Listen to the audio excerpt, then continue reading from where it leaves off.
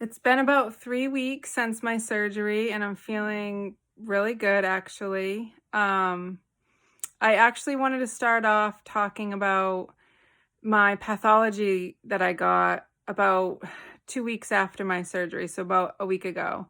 Um, they called me and let me know that the Kadcyla responded really well, um, and it got rid of all of the invasive cancer.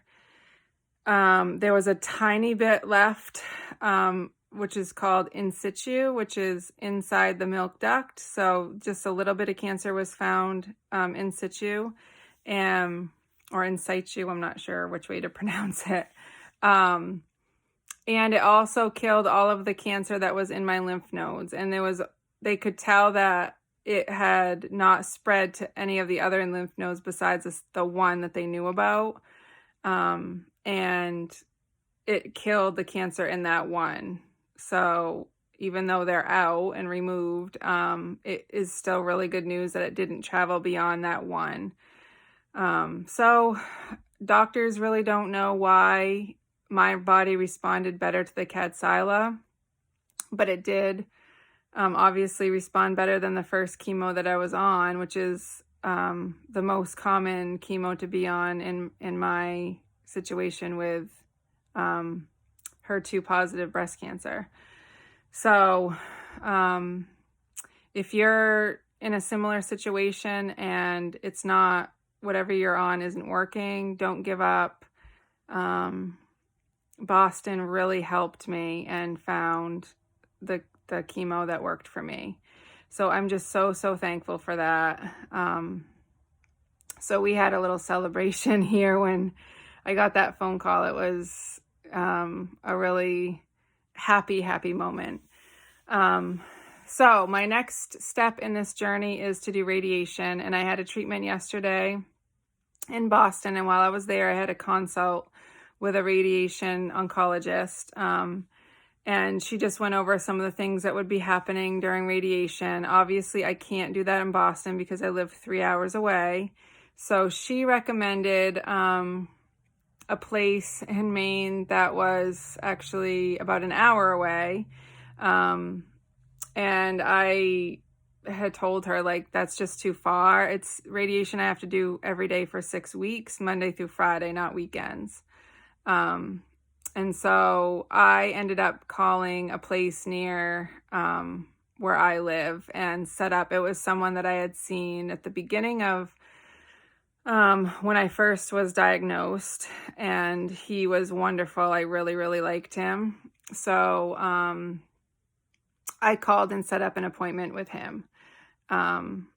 So that's going to be my next step. I'm not sure when I'm going to be starting. I'm assuming within the next few weeks, but I'm not sure yet. My next biggest hurdle will be making sure that I have a place for my kids to go every day while I do this. From my understanding, it won't be a long appointment. It'll be maybe half an hour, if I have to wait or anything, but it's only like a 10-minute procedure or whatever. So it's not long, but it's just long enough that I do have to find a place for them to go. So, and the other thing is that it has surprised me. I did not get any of the depression feelings that some people get after mastectomy. It actually is not that odd to me. I have a little pillow that I use, that I put in my bra, and you can't tell the difference. My kids are like, wow, you don't even know.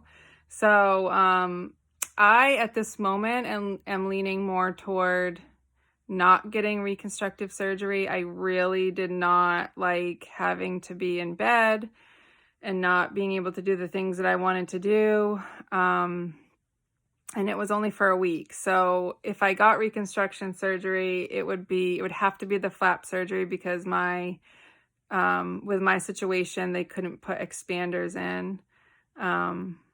And to do the flap surgery, you have to cut into another part of your body, usually your stomach.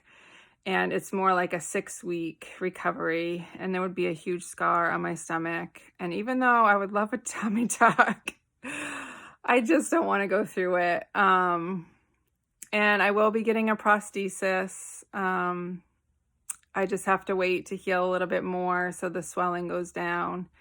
And then I will be getting that. So I'm just feeling like I'm totally fine with that. And I'm just ready for all of this to be over. The other thing is my oncologist did say that I have to continue my Kadcyla treatments, another 10 treatments. And they're going to continue to be every 3 weeks. So that will bring me to December. I don't have to see him as often though. So I tried to see if I could do some treatments closer to home and then see him on the other days that I needed to see him. But they said it gets too confusing to do that. So they did suggest that I do treatments on the weekends, which I didn't even know was an option. So I'm going to be going, 2 of my treatments will be on the weekend, Saturday or Sunday. And then the every third treatment, I'll be able to see my oncologist. So it's going to be every 9 weeks I'll see him. So that will work a little bit better with our schedule. And once I start back at work in the fall, teaching, which I'm super excited about, that will work better with our schedules to do a treatment on the weekends and not have to do every time I go down for treatment on a Wednesday during the week. So a lot is settling down. I feel like I'm at the end of this, but I am wanting to figure out this whole schedule with radiation. And once that is over, I feel like I'm really at the end of this. One thing I do need to figure out is when they tell me I'm in remission. I don't really understand that part, or if I get some kind of a scan or how that works. So I will be asking my doctors about that as well. But I feel good. We're starting summer. We just have a little bit left of school, and I feel like we're at a really good place right now. So I just got out of my first visit with a radiologist that I had seen back when I first was diagnosed with cancer near where I live. And so I thought this would be a good place to go since I really liked this doctor. He has over 40 years of experience. He's very knowledgeable, and I really liked his personality and his confidence. And so I decided to have a consult with him, and if I wanted to go here, then we would do a simulation scan, which is what they do in the first visit of your radiation. So I really liked him again.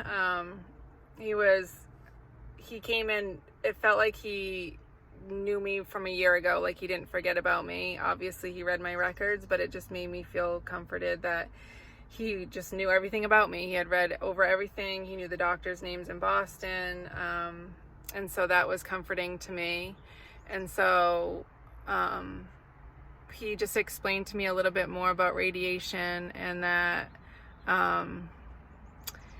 the first couple of weeks I would feel I wouldn't notice much, and then the 3rd to 4th, 5th weeks, my skin would get more and more red, like a sunburn, and hurt a little bit. And he did explain that it would get more red in people that burn easily, and which is myself. I burn very easily. So he'll be watching that. I would visit with him once a week, and then my treatments would be every day, Monday through Friday, for, he said 5 weeks, and then the 6th week is a booster week, which he explained, and I'm not fully understanding that yet, but he said it really depends on how red and damaged the skin is by then. So he did mention that using things like aloe and Aquaphor or a good lotion would really help during the process. So those are things I already have, so I will be using that. So one of the things I did ask about was the technique that Boston had told me to ask about, which was the deep breathing inspiration hold, I believe it's called. And so that's a technique that they use that protects your heart. And so when you take a deep breath, your heart is further away. So when they send a beam of radiation, it is less likely to damage your heart. And so I asked him about that, and he said that he doesn't always do that because some people's hearts aren't that close, are laying further in the chest, so further down. In Boston, it sounds like does it all the time. He said he's been doing this for 40 years, and this is a technique that has started about 10 years ago, and so he does it with people that if their heart is too close. And so after doing my scan, I ended up doing my scan. I felt really comfortable doing radiation here, especially since it is close to home. And I do have my kids to think about with daycare and all of that while I go every day. But so I went ahead and did the simulation scan, and it's basically a CAT scan without the contrast. And I did have to hold my arm up above my head, and you have handles to hold on to, and I had to do that for about 15 to 20 minutes. And I just laid there, and they just were watching my breathing patterns and to see where my heart was and different ways that they're going to be beaming the radiation. And after I did that, he did come back and say that my heart was nice and big and a little close. So I have to go back and do the deep breathing inspiration hold. So that is going to be done in a separate day, in a couple of days. He did say in the next couple of days to practice breathing or practice holding my breath for 20 seconds. It's been a long day. Practice holding my breath for 20 seconds or more at a time, because that's what I'll have to do. And that means I will have to do that for each treatment. And so he had explained that some of the reasons why he doesn't always like the deep breathing inspiration hold is because typically people, when they hold their breath, they don't always hold it at the same amount of breath every time. And so it doesn't always get the same place as when they initially scanned. So that was one of the reasons why it's kind of a tricky technique. But he does think that I should do it, so I'm going to do that on Monday in a couple of days. So yeah, another appointment. After that, they will set a time where I'll go every single day at the same time to make it easier. He did say that my scar needs to be healed, and it is pretty much healed, but the last thing he wants to heal is where the drains were. There's a little scab over it, and he said once that comes off, I'm good to go. So he thinks in about a week that will be off, and I can start scheduling my first radiation. So I'm eager to get going so that I can get past it, and just all I'll have is my treatments left, my Kadcyla treatments till December, and then hopefully this will be all behind me. I just got out of my appointment today where I did the DIBH, which is the deep inspiration breath hold. Basically, it was the same as last time where they put me through a CAT scan. The first time I had my CAT scan, I didn't have to hold my breath at all. And then they put this device on my stomach that looked kind of like a pool noodle end. And they had me hold my breath, and they marked a line where I could see like a green beam. And then they had me blow my breath out and hold it, and they marked another line which was red. So they put these special glasses on that had mirrors, and I could see those beams.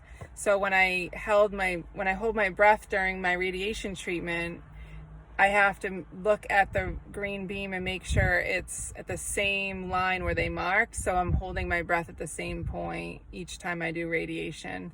And they also said that they could see those beams too. So if I end up not holding my breath fully and the beam gets off that line, they'll stop the radiation treatment and try again after I get my breath in the same place again. So it was interesting. I'm going to be starting in about a week and a half, and she went over the tech that was there went over some things that I heard last time, but it was more in depth of like what products to get and things to help with the burning, and I'm probably going to get some peeling. So she said things like aloe vera, the Aquaphor lotion is going to be helpful. Cortisone cream will be helpful, and to like really stay out of the sun, wear SPF, but I'm just going to probably wear a t-shirt. And I have my umbrella. I don't love the sun anyway. I burn really easily, so I never like to lay out in the sun or be in the sun a lot. But she said it's going to be really important for me to really stay out of the sun.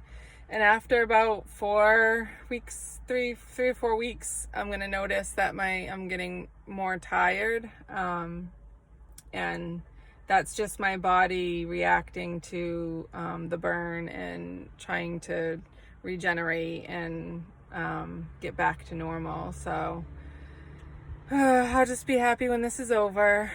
So we went over some scheduling things today, and that's really been my biggest concern through this whole radiation, is just scheduling with my kids. And she was explaining how, before the pandemic, the kids would just sit in the waiting room, and someone would even like sit with them sometimes.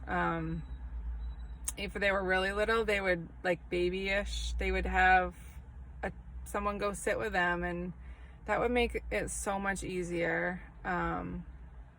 Probably pretty boring on my girls, but I'm only going to be in there. The first initial visit will be about half an hour, but then after that, it's going to be like a 10-minute appointment. A little more, obviously, with the waiting and stuff, but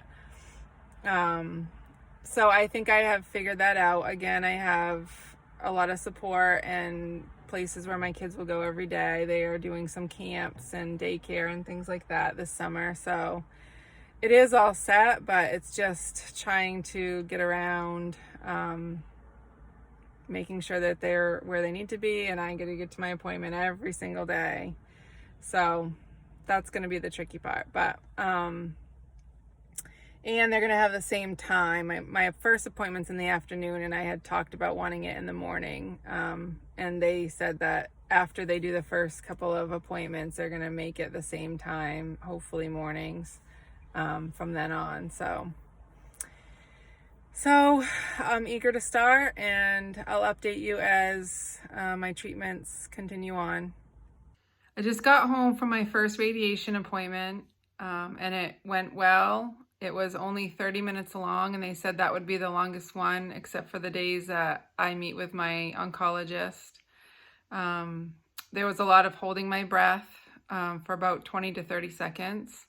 They had to take different pictures, and then before they actually did the radiation treatment.